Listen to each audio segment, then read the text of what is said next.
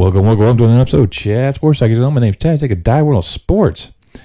And welcome to the continuation of me exploring the top 50 of each position in the NFL. This time around, in this video, we'll be talking about the running backs.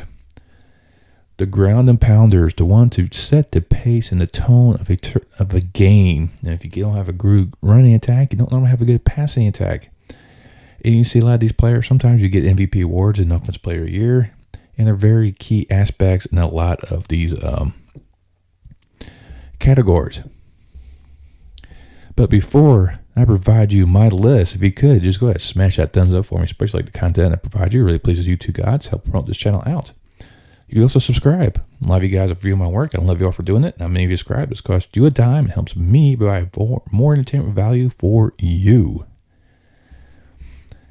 Now, even though I classify this list as the top 50 running backs, I kind of cheated when it came to this one because I merged a bunch of different things in here. So it included the fullbacks, the halfbacks, the tailbacks, running backs, were all kind of merged into this one. So you will kind of see a lot of players that probably consider more of a fullback role in here and those not. And you'll see the evolution, once again, of the game from the early beginnings, even before the formation it was to become the National Football League. You'll see some of the players that were just prominent to help push the professional football into to its pedestal it's on now. And when I composed that, this list did take me a long time to do, much like with the quarterbacks. But I think the quarterback was able to really quantify and limit the scope. And for the NFL, there was just so many. I had so many names I thought of, and then once I started diving into it, I'm like, no, they don't really have the stats to hold up to it, so I had to take them out. One key a player that I wanted to put on here was Bo Jackson. When he played, he ran over people. It was amazing to watch him actually run. I remember the Monday Night Football game the Raiders had in the Pontiac Silverdome against Barry Sanders, and those two guys put on a clinic. But unfortunately, Bo's NFL playing days were marred or cut very short by injury in the playoff game against the Cincinnati Bengals, where they kind of dislocated his hip. Ouch. I remember watching that one and just saw that in the leg kind of how it just popped out, and he was never the same again, and that's unfortunate. I think he would have had an outstanding career and probably wouldn't have been one of the best running backs ever, and that's what happens with a lot of these running backs is their NFL careers get cut short. Sometimes it helps them out because of when they played and how they played it. And others, you just never find, they just never move forward. And then once again, there's more names on this list that I was not aware how well they were until I started doing all this.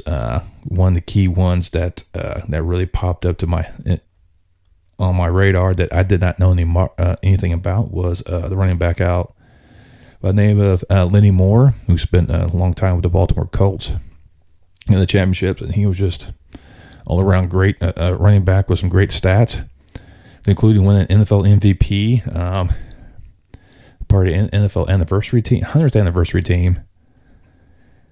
He was a dual threat of both rushing and receiving, which kind of really put him out there over 5,000 yards receiving, over 6,000 yards, 5,000 yards rushing and over 6,000 yards receiving, having over 100 total touchdowns. I mean, I didn't really know. I didn't beforehand. Didn't really know about his accolades. I knew about a bunch of other players around there at that time frame, like Jim Brown.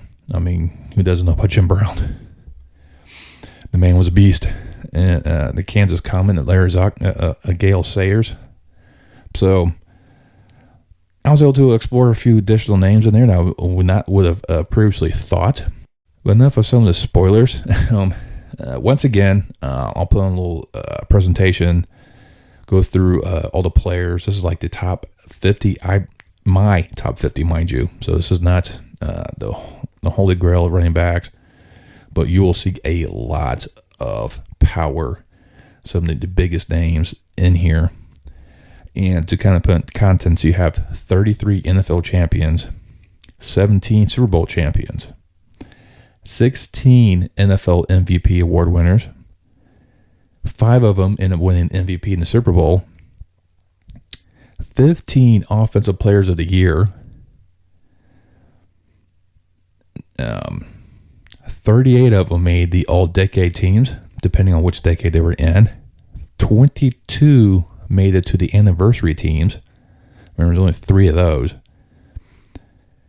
And 41 have made it into the Hall of Fame. Now, looking at this list, you also have 4 of them winning AAFC championships, which means it's a Cleveland Brown.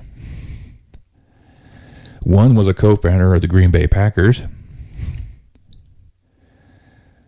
1 player is actually a gold medalist in the 1912 Olympics for the decathlon and pentathlon, as well as winning 3 Ohio League championships before joining the NFL.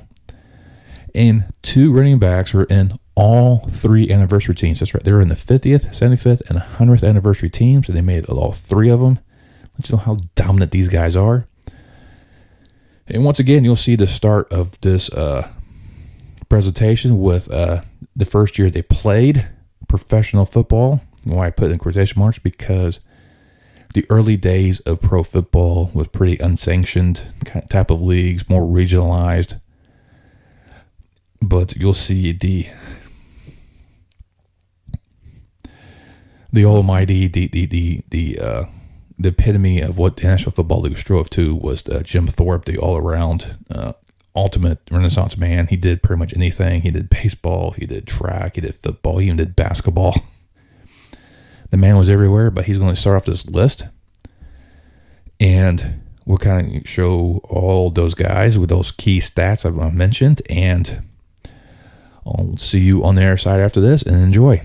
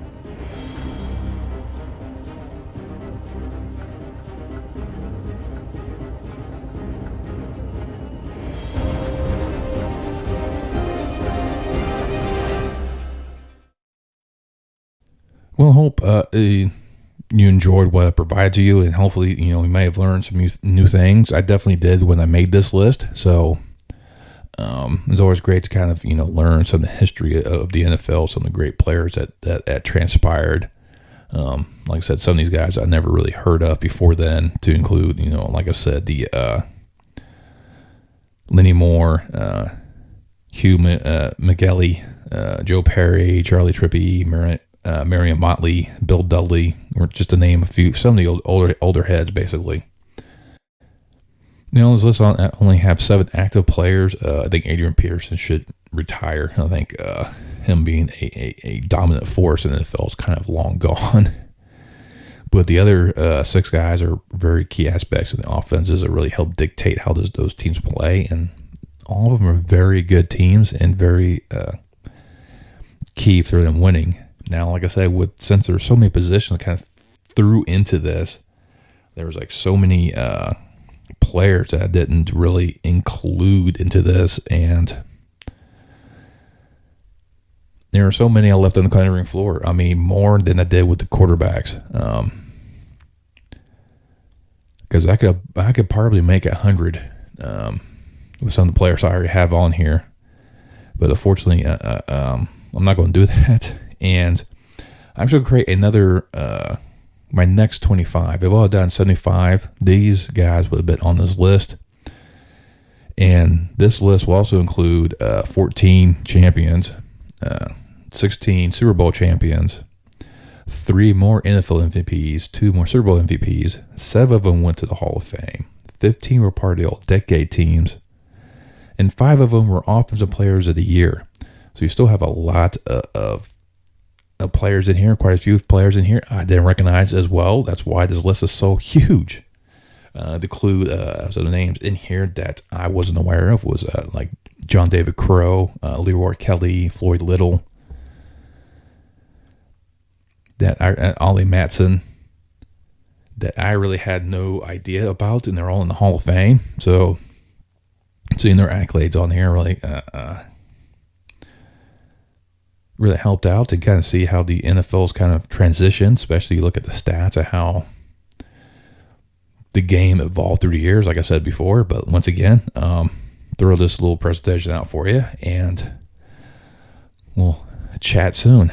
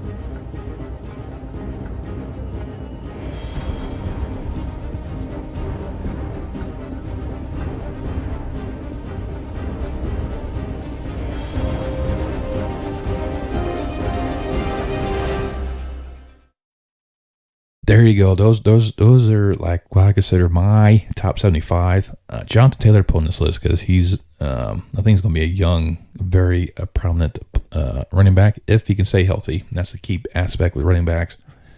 Their playing careers don't last very long because they don't stay healthy. But some of the names I really wanted to put on here, but just couldn't make it because of certain aspects, was like Thomas Jones. This guy was great no matter where he played, and he played with a lot of teams. Eddie George was then a good running back. Clinton Portis, work done. possibly look at Mark Ingram and Le'Veon Bell being added in here. Matt Forte. I think like Matt Forte and Chris Johnson were good running backs, but I don't think they're. If you put them like in 100, okay, you might be able to get in there. But like I said, those are just some of the names that popped up that I left completely off that probably could be in these lists and switched out. And are these lists perfect? By no means are they. And it's just opinion of an old man myself who watched a lot of football when he was younger and continues to watch it today, and just see how these players just end up doing it, especially with Derrick Henry just destroying would-be tacklers. Remember the sweet moves that Walter Payton had, and then Barry Sanders, and how Emmitt Smith had a great offensive line that had led him to make those great runs. Thurman Thomas was a key aspect for the Buffalo Bills run for 4 straight Super Bowls. And just how some players that, just a change of scenery, complete changes anything. Like Otis Anderson was a huge aspect of the Cardinals' running attack when they were still in St. Louis. He goes to the Giants. He wins 2 Super Bowls. Looking at that aspect, just how, sometimes just changing location and you change everything. Like Jerome Bettis going from the Rams to the Steelers and win the Super Bowl in his hometown, which was an amazing aspect for him. Hey, just let me know down below who you think I left off, or who you think should have been ranked higher in this aspect. You should have been in the top 50 instead of the next 25, and vice versa. Who's your all-time great in the backfield? Mine will always be Sweetness, Walter Payton. That will never change. But I do know that Barry Sanders and Emmitt Smith and Jim Brown are also all elite running backs. And I would not deny the fact that anyone says those guys are the GOATs for the backfield. Somebody says Emmitt Smith holds the records. Barry Sanders, outstanding. Jim Brown was just a beast. You can even throw in Frank Gore in that category as well. But if you put Barry, Emmett, Brown, and Walter as the Mount Rushmore of running backs, I think no one will disagree with you. But hey, just let me know down below what you think.